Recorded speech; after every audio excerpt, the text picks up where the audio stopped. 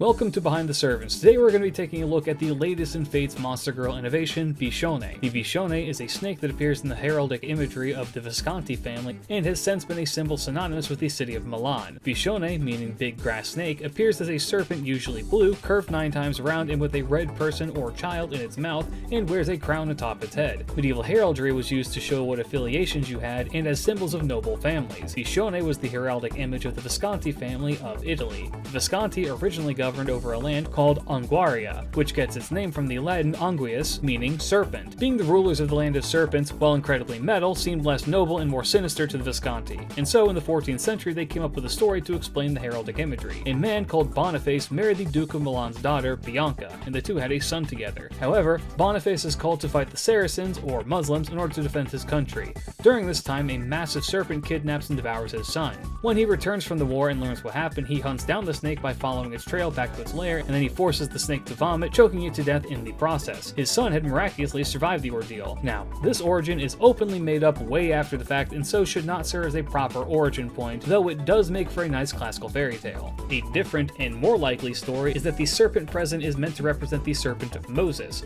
Found at the Basilica de Sant'Ambrogio, this is a sculpture depicting a snake coiled atop a column. The statue is said to have been owned by Moses and given to the church by Basil II.